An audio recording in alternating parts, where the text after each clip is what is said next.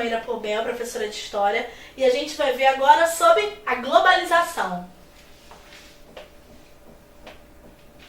A globalização, né? O que está dizendo? Você pensa, é globalização globo, de globo mundial, é isso mesmo, né? É você ligar todos os países como se fosse tudo uma grande só, todo mundo se conectando, todo mundo entrando em contato, trocas culturais, trocas econômicas, políticas entre diversos países do mundo. Então é um processo econômico e social que vai estabelecendo integração entre os países do mundo. E aí nesse processo, gente, as pessoas, os governos, empresas vão trocando ideias, vão trocando referências, vão fazendo realizações financeiras, aspectos culturais, tudo vai, a música, né? Hoje você consegue acompanhar a música que nos Estados Unidos está sendo a mais tocada, muitas vezes é a mais tocada aqui no Brasil também. Isso é um exemplo da globalização, onde até o gosto musical não está mais restrito àquele lugar, àquela localidade, mas é um âmbito mais universal.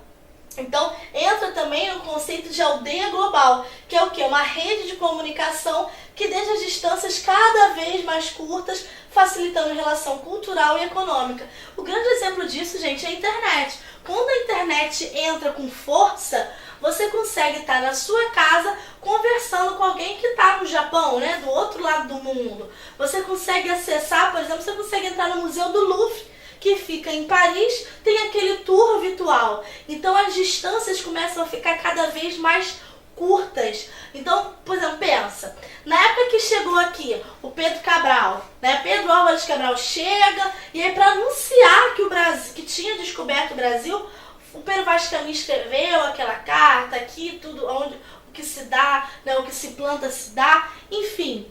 Até chegar a Portugal essa notícia, teve que pegar aquela cartinha, um navio atravessar um oceano inteiro, demorar meses até chegar. Hoje, por exemplo, você pega pelo WhatsApp, abre o seu celular, descobriu o Brasil. Na mesma hora já chegaria para o rei em Portugal no mesmo minuto. Consegue entender o que a gente quer falar em curta distância? Não só distância física, mas distância também no tempo.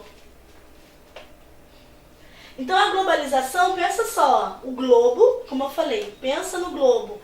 Então você tem o mundo inteiro partilhando informação com a ajuda das telecomunicações, uma mundialização de informações, migração, interação entre pessoas, diferentes nações, partilha de cultura. Então, às vezes uma novela, quando explora algum aspecto de outra cultura, vamos falar sobre a Índia, e aí as pessoas começam também a querer usar um terceiro olho. Então é isso, de você misturar culturas e influências. Ajuda também no turismo, porque você começa a saber de outros países e despertar o interesse sobre lá. A informática é essencial nesse processo, né? A exportação de ideias, de valores e também de produtos participa desse movimento global junto com a modernização, que propiciou, né, a questão da globalização, mas que também é influenciada. As origens.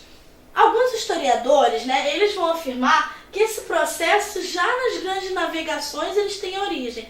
Por quê? Quando, como eu contei, o Pedro Álvares Cabral chega aqui e conhece as Índias, os índios, ali você já tem influência. De certa forma, os índios vão influenciar na maneira como esses portugueses, como esses europeus que chegam aqui vão ficar, como também, ao contrário, já é uma troca. Então, nesse contexto histórico, o homem europeu entrou em contato com povos de outros continentes, estabelecendo relações comerciais e culturais. Só que a globalização, como conceito, ela vai se efetivar no final do século XX, logo após a queda do socialismo, né, com a União Soviética acabando. O neoliberalismo, que ganha força na década de 70, impulsiona o processo de globalização econômica.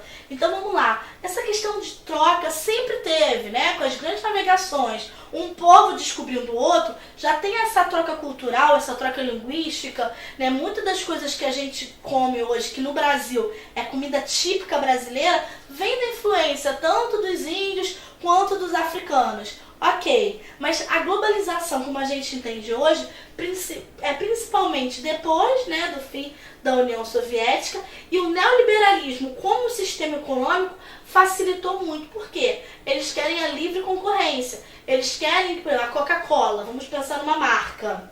Você pega uma marca que não quer que seja só referência naquele país. Em qualquer lugar do mundo onde você chegar com aquela latinha, vai ser reconhecida, vai entender o que é. Então, isso é um dos sintomas da globalização. Com o mercado interno saturado, ou seja, não tendo mais para onde expandir, para onde vender mais, muitas empresas multinacionais buscam conquistar novos mercados consumidores, principalmente os países recém-saídos do socialismo. Por isso que assim, data que o final, o rompimento total da União Soviética e desse bloco socialista foi onde a globalização começou a tomar corpo ainda mais da forma econômica. A concorrência fez com que as empresas utilizassem cada vez mais recursos tecnológicos para baratear os preços e também para estabelecer contatos comerciais e financeiros de forma rápida e eficiente. Nesse contexto entra a utilização da internet, as redes de computador e os meios de comunicação via satélite. Então você vê que é o mundo inteiro, bandeira de vários países, todo mundo interligado, dialogando entre si, fazendo altas trocas. Uma outra característica importante é a busca pelo barateamento do processo produtivo. Então você tenta cada vez mais fazer produtos mais baratos. Muitas delas produzem seus produtos em vários países com o objetivo de reduzir os custos. Então procuram, por exemplo, um país onde a mão de obra é mais barata, depois procuram que a matéria-prima seja mais barata, onde a energia seja mais barata, então a produção vai ficando fragmentada. Um tênis, por exemplo, pode ser projetado nos Estados Unidos, produzido na China, com matéria-prima do Brasil e comercializado em diversos países do mundo. Então a marca não está mais restrita a um país, mas aquele país que apresentar melhores condições produtivas, econômicas e de concorrência. Dentro desse processo econômico, muitos países se juntam e vão formando blocos econômicos para pensar em bloco e tentar agir enquanto bloco. O objetivo principal é o quê? Aumentar a relação comercial entre os membros. E aí vai surgindo, por exemplo, União Europeia, Mercosul, Comecon, NAFTA, Pacto Andino, APEC. Esses blocos, eles vão se fortalecer cada vez mais, fazer uma série de acordos e já se relacionam entre si.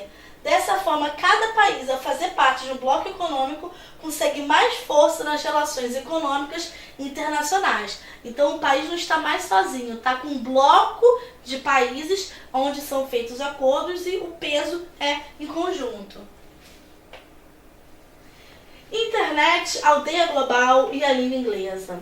A globalização, gente, ela vai extrapolando só a troca cultural. Por exemplo, a língua inglesa basta a ser a língua de troca, a língua universal, para você poder se comunicar, fazer transações comerciais. A internet é a grande propiciadora dessa aldeia global. Você pensa na aldeia global como um lugar onde todo mundo interage, onde está todo mundo participando.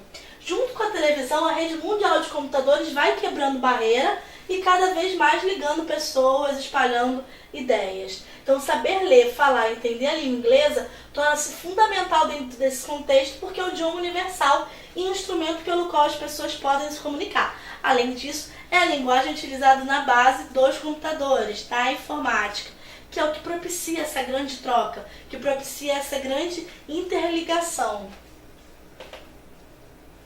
Alguns argumentos contra a globalização. Não só de coisas boas, pensamentos positivos, nossa, como é maneira a globalização. Não. Alguns são críticos e têm argumentos fortes contra a globalização. Por exemplo, a globalização estimula o consumismo. Você é estimulado a vestir, a comer, a usar o que todas as pessoas do mundo.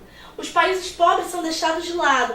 Na verdade, por exemplo, os países pobres não estariam influenciando os outros países, mas apenas sofrendo a influência daqueles mais fortes e mais poderosos. Você também tem a globalização do crime. O crime não é mais só uma coisa local, mas você consegue fazer relações e redes internacionais, por exemplo, tráfico internacional de pessoas ou tráfico internacional de drogas.